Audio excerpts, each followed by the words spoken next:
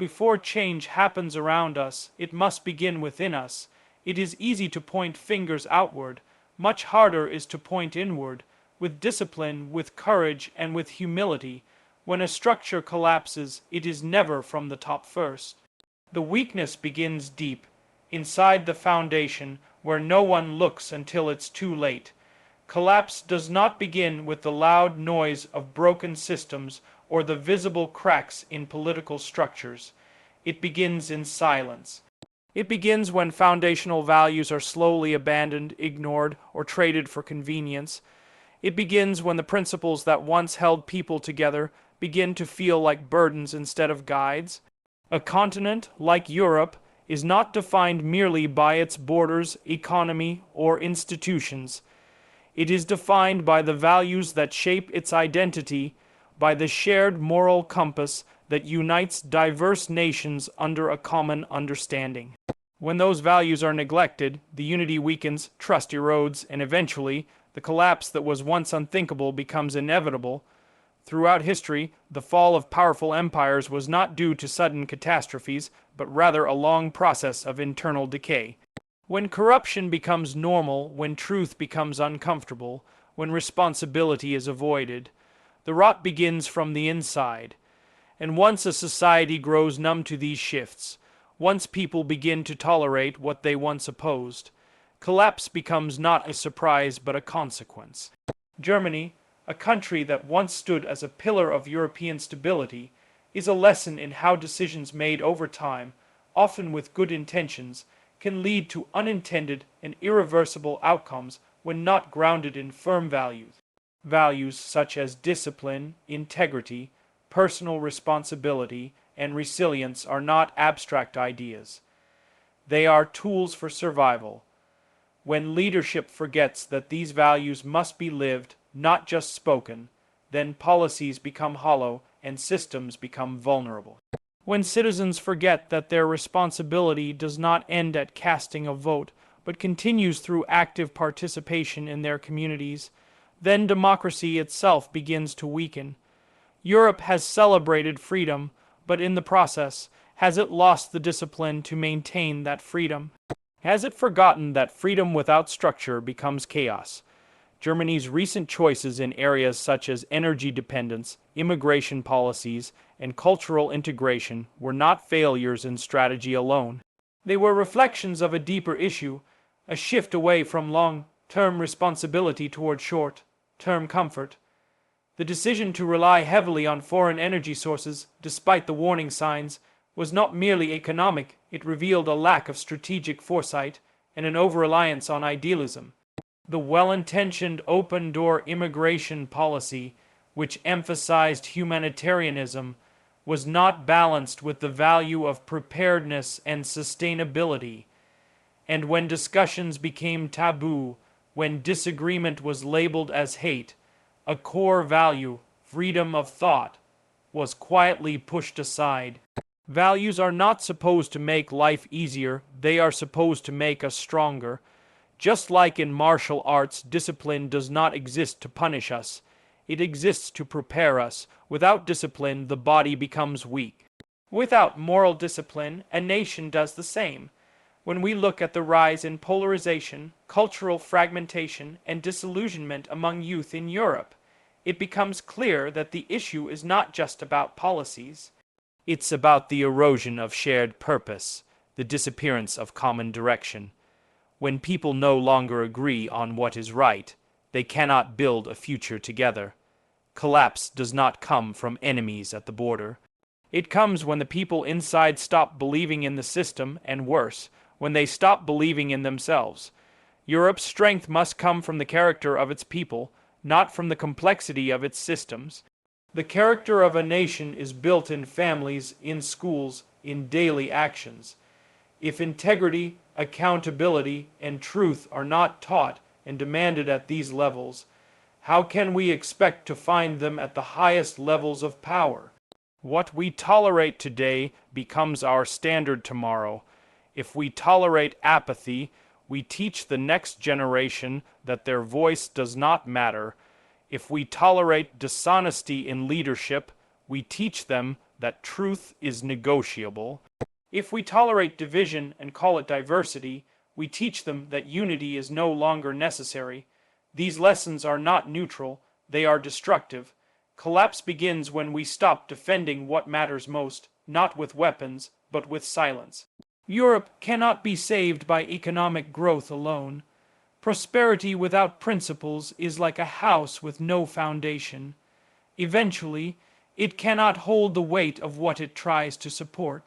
Germany's experience shows us that even a well-functioning system can drift into fragility if the cultural and moral underpinnings are not maintained. It is not enough to build strong economies. We must build strong people. We must build a culture where truth is more important than comfort, where courage is valued more than approval, where doing what is right takes precedence over doing what is easy. Every citizen has a role in this. We cannot wait for leaders to fix what is broken if we ourselves are unwilling to change. We must look at our own habits, our own values, our own choices. What do we consume? What do we support? What do we stand for when no one is watching? The foundation of a continent is not in its governments, it is in its people. And if we want to stop collapse, we must start by restoring the values that gave us strength in the first place. This does not mean returning to the past.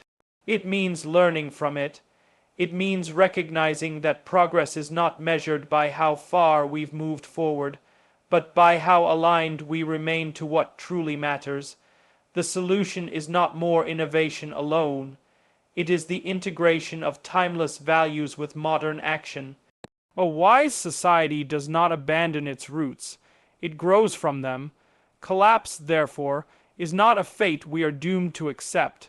It is a warning, a signal, a chance to return, but only if we are willing to see clearly, act courageously, and rebuild from within. Because the truth remains. No matter how advanced a society becomes, without strong values, it will eventually fall. But with them, it can rise again, stronger, wiser, and unshakable. Learning from mistakes requires a level of maturity that transcends blame, pride, and emotional reaction. It demands courage, not the kind of courage found in speeches or slogans, but the quiet, consistent, and sometimes uncomfortable courage to confront what went wrong without deflection. Mistakes, whether made by individuals or entire nations, are part of life. They are not what defines failure. Refusing to learn from them is. In the context of Europe's challenges, and especially when observing the trajectory of Germany's policies and decisions, it is clear that the cost of avoiding self-examination is far greater than the cost of admitting error. There is a psychological resistance deeply ingrained in human behavior, the tendency to protect one's ego and identity. When a person or nation has committed to a particular worldview or strategy, even overwhelming evidence of failure can be ignored to preserve the illusion of being right. This is not strength, it is fear in disguise. True strength is demonstrated when we have the ability to look at our actions, individually or collectively, and say, this was a mistake and we must change. Without that moment of honesty, no transformation is possible.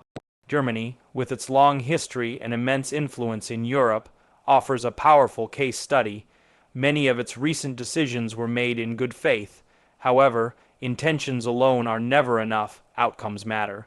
When energy policies left the country vulnerable, when integration efforts created cultural friction rather than unity, when economic decisions strained long-term sustainability, those were not just policy errors. They were opportunities to reflect, to course correct, and to grow, but only if met with the courage to admit that what was once believed to be right may have been flawed. In any high-functioning system, be it a democracy, an organization, or a civilization, the mechanism of feedback is vital. Feedback, however, is only useful if it is heard, accepted, and acted upon.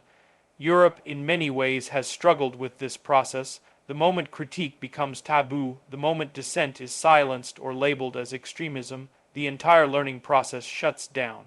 Courage is not just the bravery to fight external threats. It is also the bravery to invite uncomfortable conversations, to open the space for reflection without shame, to allow different voices to challenge the narrative without fearing social or political exile. Without that environment, mistakes repeat, and each repetition comes at a greater cost. One of the great dangers in modern governance is the desire to appear flawless. Leaders fear that admitting failure will lead to a loss of public trust. But the opposite is true. People do not lose trust because of mistakes. They lose trust when they see denial, arrogance, and a refusal to change. A leader, a nation, a continent, any of them can gain immense respect by standing up and saying, "We tried, we failed, here's how we will improve." That is real leadership, and it begins with courage, courage to listen, courage to reassess, courage to take responsibility even when it is uncomfortable, because without responsibility, there can be no growth. Learning from Germany's mistakes means we must be willing to analyze every decision not from a place of judgment, but from a place of wisdom. What was the belief behind the choice? What values guided it? What signs were ignored? What consequences unfolded? This level of reflection is not just for the past, it's the foundation for better future decisions, and the more honestly it is done, the more powerful it becomes. Avoiding this process because of political pride, fear of backlash, or ideological rigidity is an act of weakness disguised as control. Europe must learn to embrace failure not as an enemy, but as a mirror. The continent's survival depends not on perfection, but on adaptation. And adaptation is only possible when mistakes are seen as lessons rather than losses. The question is not whether mistakes will happen. They always do. The real question is how deeply we are willing to examine them, how bravely we are willing to change, and how consistently we can apply that learning across borders, cultures, and institutions. Courage, in this context, means letting go of narratives that no longer serve the people. It means replacing idealism with realism when idealism fails to produce results. It means acknowledging that what worked yesterday may no longer work today. Germany's experience with energy dependency serves as an example. The belief in green transformation was noble, but the execution, paired with unrealistic timelines and over-reliance on unstable partnerships, left the country exposed. A courageous response would be to admit that adjustments are needed, not to abandon the vision, but to ground it in reality. This is not failure, it is wisdom in action. Another example is the cultural integration policies. Welcoming those in need is a value worth defending, but values must be implemented through structured, sustainable systems. When integration fails, when community cohesion weakens, when parallel societies emerge, it is not compassionate to ignore it. It is irresponsible. Courage means asking the hard questions. Are we truly helping newcomers and existing citizens succeed together? Or are we avoiding those questions out of fear of being misunderstood? Europe must learn to balance its compassion with competence. Both are required, and both require the bravery to reevaluate what is not working. Even in education, economics, and law enforcement, the pattern is the same. Systems are only as good as their ability to evolve, and evolution cannot happen without reflection. Every citizen, every policymaker, every institution has a role in this. We must cultivate a culture where the first response to failure is not blame, but inquiry. Not punishment, but problem solving. This mindset will not only prevent collapse, it will rebuild trust and unity from the inside out. Courage also means protecting the voices that challenge the mainstream. Innovation never comes from agreement. It comes from contrast, tension, and opposition. The healthiest societies are not the quietest. They are the ones where difficult debates are encouraged and where opposing ideas are tested openly. If Europe wishes to learn from its mistakes, it must foster environments where truth is not sacrificed for comfort, and where honesty is not penalized. In the end, courage is not loud. It does not always come with applause. It is often quiet, uncomfortable, and invisible, but it is the bridge between awareness and change. Without it, we stay stuck, justifying, defending, repeating. With it, we move forward, not perfectly, but wisely. The collapse of a nation or a continent is not inevitable. It is a choice, often made unconsciously through fear, denial, or inaction.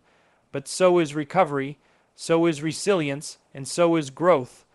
The more courage we have to confront what went wrong, the more strength we gain to build what is right. Europe does not need to be perfect.